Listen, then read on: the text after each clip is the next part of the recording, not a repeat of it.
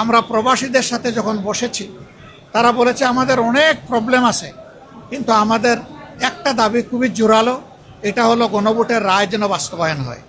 আমরা ভোট দিয়েছি, আমরা যেন আমাদের ভোটের মূল্যায়ন হয়েছে এটা আমরা দেখতে পাই।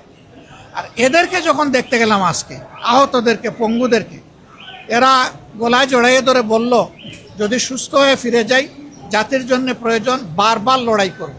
কিন্তু আমাদের গণভোটের রায় আর জুলাই সনদ দুইটা যেন অক্ষরে বাস্তবায়ন হয়। রোহিঙ্গা শরণার্থী যারা আছেন, বাসাঞ্চলে তাদের কাজ আছে, উকিয়া এবং টেকনাফে তাদের কাজ আছে, আর সারা দেশে তাদের লেপ্রসির উপরে কাজ আছে। তো এই বিষয়গুলো নিয়ে তাদের সাথে আমাদের ডিটেলস আলোচনা হয়েছে। তারা ক্লাইমেট চেঞ্জের, জলবায়ু পরিবর্তনের যে আমরা ওয়ার্স্ট ভিকটিম হয়েছি, এই ক্ষেত্রেও তারা অনেক কাজ করতে চায়, তারা একটা পরিবেশ চায়। আমরা তাদেরকে নিশ্চিত করেছি যে আমরা সরকারি দলে না বিরোধী দলে, এটা বড় কথা না। আমরা আমাদের দেশকে ভালোবাসি, আমরা আমাদের দেশের উন্নয়ন চাই। তোমরা আসো, আমরা সবাই মিলেই তোমাদেরকে উপযুক্ত পরিবেশ দিব যাতে তোমরা সুন্দরভাবে কাজ করতে পারো। এর বাইরে আমরা নাগুয়া নামের তাদের একটা বড় শহর আছে, দ্বিতীয় বৃহত্তম শহর, সেখানে মূলত তাদের মোটর ইন্ডাস্ট্রিগুলো ওখানে আছে। এটাকে বলা হয় টয়োটার রাজধানী। তা আমরা সেই জায়গায় গিয়েছি, ওগুলো দেখার বোঝার চেষ্টা করেছি এবং সেখানকার বাংলাদেশি কমিউনিটির সাথে আমরা মত বিনিময়ে মিলিত হয়েছি, তাদের সুখ দুঃখের কথা শুনেছি, দেশকে নিয়ে তাদের প্রত্যাশা, ভাবনা, স্বপ্নের কথা শুনেছি। তারা কি চায় সেটা আমরা বোঝার চেষ্টা করেছি। এরপরে আমরা গিয়েছি ইতিহাসের এক করুণ সাক্ষী হিরোশিমা দেখতে। সেখানে মিউজিয়াম দেখলে আসলে এখনও চোখের পানি ধরে রাখা যায় না। বিষয়টা এতই মর্মান্তিক ছিল। সেখান থেকে বিশ্ববাসী কি বার্তা নিতে পারে, আমরা কি বার্তা নিতে পারি, সেগুলো ছিল আমাদের বোঝার বিষয়। তো যেখানেই আমরা গিয়েছি, সরকারি, আধা সরকারি, স্বায়ত্তশাসিত জাপানের সবগুলা সংস্থাই আমাদেরকে আন্তরিকভাবে তারা অভ্যর্থনা জানিয়েছে এবং সহযোগিতা করেছে। আমরা লক্ষ্য করেছি একটা জিনিস, যে বাংলাদেশকে নিয়ে তাদের বিপুল প্রত্যাশা আছে, কিন্তু আবার তাদের একটা সতর্কতার বা আশঙ্কার জায়গা আছে যে তারা কি নিরাপদে সুন্দরভাবে তারা যেমনটা চায় স্বচ্ছভাবে কাজ করতে, সেটা তারা পারবে কিনা। এই জায়গাটা বাংলাদেশের এখন নিশ্চিত করার দায়িত্ব। বর্তমানে সরকারে যারা আছেন তাদের প্রতি আমাদের আহ্বান থাকবে, অবশ্যই সরকারেরই দায়িত্ব হচ্ছে দেশকে এগিয়ে নেওয়ার। আমরা যারা সরকারের বাইরে আছি, আমাদের দায়িত্ব হচ্ছে ন্যায্য কাজে সরকারকে সহযোগিতা করা, সরকার ভুল করলে তাকে টান দিয়ে ধরার এবং তাদেরকে সংশোধন করে দেওয়া, প্রতিবাদ জানানো। সরকার যদি ভালো কাজের উদ্যোগ নেয়, তাহলে আমরা বরাবর বলে আসছি, বিশেষ করে সংসদে গিয়ে প্রথম দিনই বলেছি, শেষ দিনও বলেছি, যে আমরা সরকারের সকল ভালো কাজের সহযোগিতা করব। কিন্তু দেশের কোনো ক্ষতি যদি হয়, আমরা নীরবে বসে থাকবো না, অবশ্যই আমরা আওয়াজ তুলব, প্রতিবাদ করব, প্রয়োজনে আমরা প্রতিরোধ গড়ে তুলব। এটি হবে একটা দায়িত্বশীল বিরোধী দল হিসাবে আমাদের কাজ। তা আমরা একটা জিনিস লক্ষ্য করেছি, যে জাপান বাংলাদেশকে নিয়ে অনেক চিন্তা করে। তারা একটা কথা বলেছে, যে বর্তমান সংসদটা অতীতের গতানুগতিক সংসদের একটু ব্যতিক্রম আমাদের কাছে মনে হচ্ছে।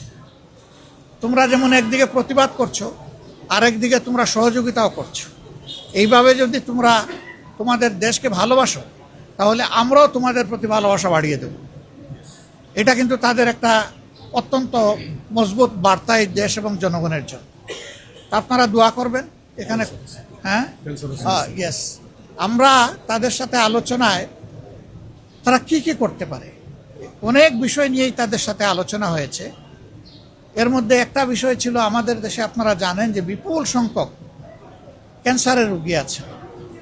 তাদেরকে বাংলাদেশে আমরা ভালো চিকিৎসার ব্যবস্থা এখনও করতে পারিনি। আমাদের 2-1টা ক্যান্সার হসপিটাল ডেডিকেটেড যেগুলো আছে, এগুলো এনাফ ইকুইপ না এবং সেইভাবে স্কিলডও না, যার ফলে বিপুল সংখ্যক রোগীকে অনেক কষ্ট স্বীকার করে বিদেশের মাটিতে যেতে হয়। আর যাদের বিদেশে যাওয়ার সামর্থ্য নাই, তারা দুকে দুকে মৃত্যুর দিকেই ঢলে পড়ে। তা আমরা এই ক্ষেত্রে তাদেরকে অনুরোধ করেছি যে ফিজিবিলিটি স্টাডি করে, তারা ইনভেস্টমেন্ট বেসিসেও হতে পারে, আবার ফিলান্থ্রপিকও হতে পারে, যেভাবেই হোক তারা যেন আমাদের দেশে মানসম্মত বড় মাপের একটা ক্যান্সার ইনস্টিটিউট এবং হাসপাতাল গড়ে তোলে। শুধু হাসপাতাল হলে আমাদের লোকরা জানার সুযোগ পাবে না, কিন্তু এটা যদি ইনস্টিটিউট হয়, তাহলে হাইয়ার স্টাডির দরজা খুলে যাবে, আমাদের আরও কিছু স্কিল লোক তৈরি হওয়ার একটা ব্যবস্থা হবে। তো তারা বিষয়টাকে সক্রিয় বিবেচনায় নিয়েছেন। আমরা আশা করছি যে এই ব্যাপারে তারা ইতিবাচকভাবেই আগাবেন।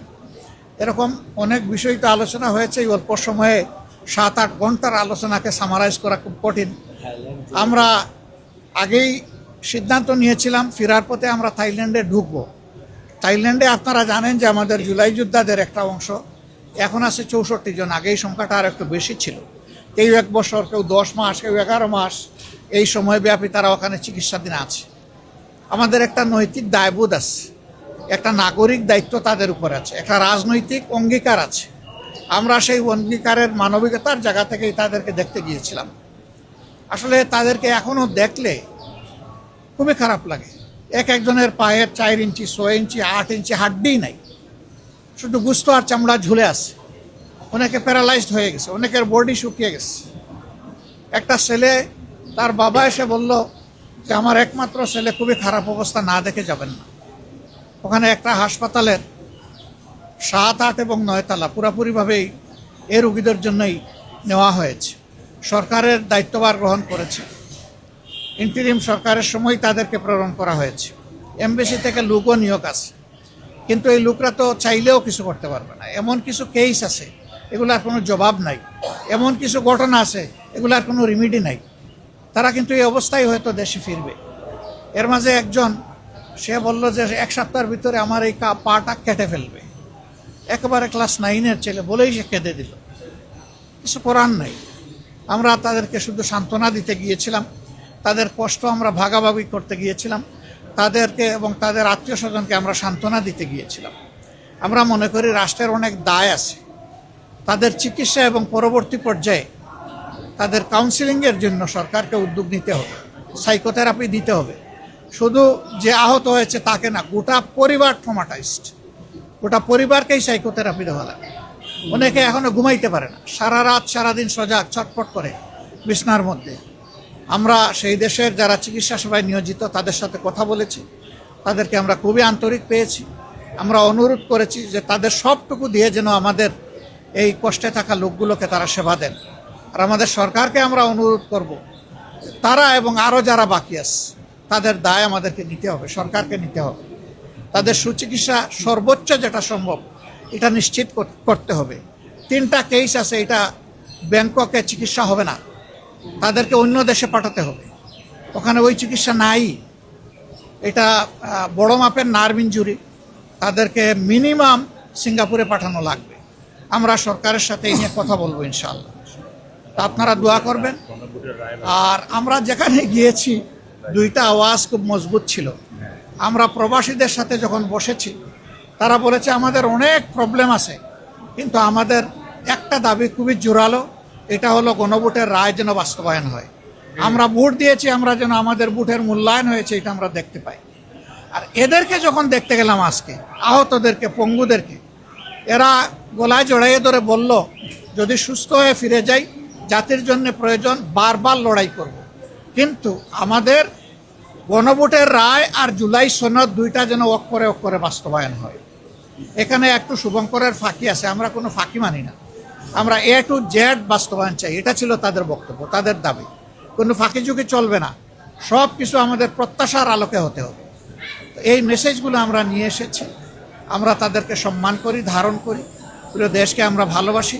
আমরা সবাই মিলে ইনশাআল্লাহ দেশের সমস্যারও সমাধান করে সামনে এগিয়ে যাব এবং দেশের উন্নয়নে আমরা সবাই মিলে একসাথে কাজ করব। বিরোধী দলীয় নেতা একটি প্রশ্ন আছে, আপনি নিশ্চয়ই সফরে খেয়াল করেছেন, পশ্চিমবঙ্গে নির্বাচন হয়েছে, সেখানে বিজেপি ক্ষমতায় এসেছে। আসার পরে সেখানে যারা ইসলাম ধর্মের অনুসারী আছেন তাদের উপরে আমরা ব্যাপক নিপীড়নের খবর পাচ্ছি বা দেখতে পাচ্ছি, আপনিও দেখতে পাচ্ছেন। এটা নিয়ে আপনার মন্তব্য জানতে চাই। এবং সীমান্তবর্তী এলাকায় বলা হচ্ছে জামায়াতের এমপি অনেক নির্বাচিত হয়েছে, তার মধ্যে এখানে আপনাদের কোনো শঙ্কা আছে কিনা বা আপনাদের সাথে তাদের? আপনার তো 2 প্রশ্ন, আর এর সাথে উনি পুশিনের কথা বলেছেন। প্রথমটা হলো যে আমরা এই বিষয়গুলা অবজার্ভ করছি, পর্যবেক্ষণ করছি। আমরা পর্যবেক্ষণ করে এই ব্যাপারে প্রতিবেশী দেশ হিসেবে আমাদের যেটা করণীয় সেটা আমরা করব। 2 নম্বর হচ্ছে যে এটা পশ্চিমবঙ্গ কেন, দুনিয়ার যে কোনো জায়গায় যদি কোনো নিরীহ মানব গোষ্ঠীর উপর কোনো ধরনের জুলুম করা হয় আমরা তার বিপক্ষে। এটা যদি এমনও হয় যে এমন কোনো দেশ আছে, গোষ্ঠী আসে যাদেরকে আমরা ভালোবাসি না, যারা আমাদের ক্ষতি করেছে, কিন্তু এখন তারা মজলুম, এই মজলুম যেখানে গেছে আমরা মজলুমের পক্ষে, এটাই আমাদের অবস্থা পরিষ্কার। 2 নম্বর হচ্ছে ইসলাম ধর্মকে সেখানে আইডেন্টিফাই আলাদা করা হবে কেন? তাদের দেশের তো সংবিধান হলো ধর্মনিরপেক্ষ সংবিধান। সেই দেশে সকল ধর্মের মানুষের তার ধর্মীয় অধিকার, তার নাগরিক অধিকার ভোগ করার পূর্ণ এখতিয়ার আছে। আমরা ইন্ডিয়া সরকারের প্রতি অনুরোধ জানাবো, বিশেষ কোনো ধর্ম, বর্ণ কিংবা গোত্রকে যেন টার্গেট করে কারো কোনো ক্ষতি সাধন করা না হয়। আমরা এটা তাদের প্রতি আহ্বান জানাবো। আর পশ্চিমের যে বিষয়টা বলেছেন, এটা আরও যাচাই বাছাই করে যদি সেই রকম কোনো বিষয় আমাদের সামনে আসে, আমাদের ভূমিকা আপনারা দেখবেন ইনশাআল্লাহ। আমরা কোনো অন্যায়ের ব্যাপারেই নীরব থাকবো না। প্রতিবেশীকে আমরা সম্মান করি, কিন্তু কোনো প্রতিবেশী আমাদেরকে অপমান করবে এটাও কারো কাছ থেকে আমরা চাই না।